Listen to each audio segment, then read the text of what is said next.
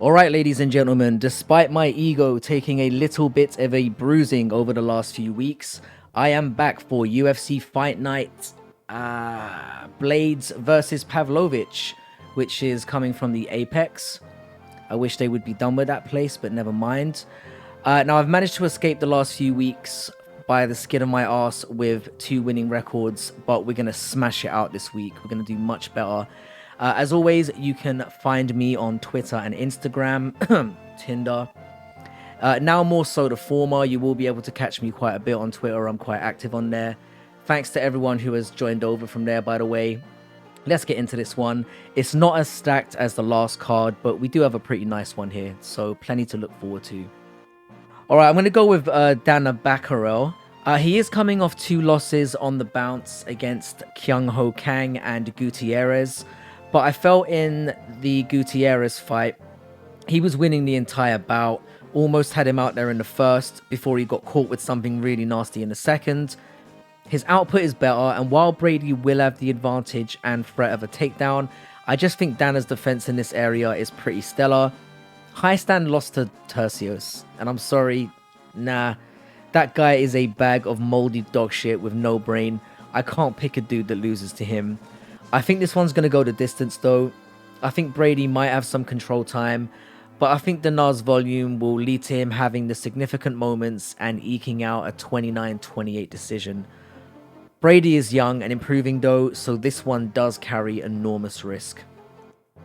We're really doing this again, are we?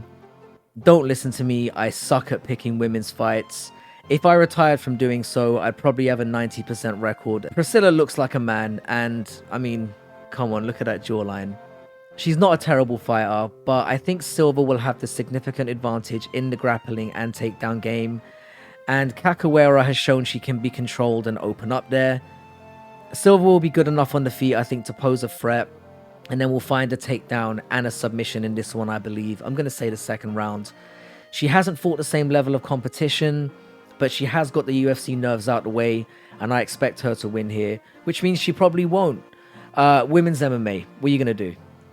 Alright, this is a tricky one for one simple reason. They are both very young in the game. They're both absolute can crushers. I'm going to lean Francis Marshall on this one though. I think Gomis is slightly better on the feet and will have quite a significant height advantage. But the difference in the stand-up here is quite negligible, whereas Marshall carries a much stronger takedown threat. He's proven to be patient and collected with a range of decisions and finishing wins on such a young record. I don't usually trust men that comb their hair over the way this gentleman has here, but I'm going to ignore this superficial reasoning. Both are really unproven, so I'm going to be fading this myself. However, I always pick based on a gun to your head scenario, and I just think Marshall has a more clear and obvious path to win. So fuck it, I'm going to take him. Alright, Muhammad Usman is terrible. If his name was not Usman, he would not be in the UFC.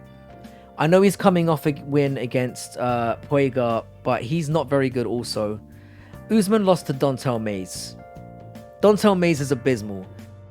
He never looks comprehensively impressive in any fight I've seen him in. His gas tank is horrible, so no, just no. Now the issue here is that Tafa is very young, so I could very much end up with egg all over my beautiful face here. He's 4-0, he's young, but he's starching people. There is a worry that if he doesn't get Usman out of there early, things could get sloppy. But he's just way more technical than Usman, and I think even if it goes beyond the first round, he's going to have the more significant moments in the last 2. I'm taking Tafa to catch him and sleep him. I don't dislike Usman, I just think he's wank. I'm going to take Tafa by KO or by a potentially sloppy unanimous decision. Samoan power is not to be fucked with. His older brother is a fat monster as well. Oh, this is a tough one. I want to pick Carol Rosa. She did lose to Sarah McMahon, who is old but is secretly quite decent, so I can forgive that. Beating Landsberg and Edwards is completely meaningless though. They are both utterly dreadful. I'm going to take Norma Dumont. Rosa does have better output, but I prefer Dumont's resume, and I'm trying to take more of an enlightened approach to openly walking into these bear traps of my own free will week after week. The Felicia Spencer one is the win for Dumont. In that one is the one that stands out to me. That woman is tough as nails, and with these two women so evenly matched, I have to revert to who they have faced, and I just think Dumont has the better experience at this level. I think she wins a decision. Surprise, surprise. Let's just move on.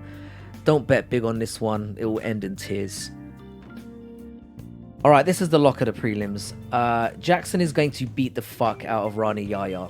He is better anywhere the fight goes. He's younger, he's stronger. I mean, look at that reach advantage. It's almost as long as my... Dude also has freakishly massive hands in general, not just for the division. He's got massive paws on him. I reckon Jackson knocks him out, and if he doesn't, he should be cut. This is a layup. No breakdown required. Alright, this is the last fight on the prelims. Giagos' record doesn't look too great, but if you look at the list of names he's been in there with, I mean, he's fought Charles Oliveira, Thiago Moises, and fucking Arman Sarukian, for God's sake. I mean, this guy has fought the who's who in the division, and that really means something to me.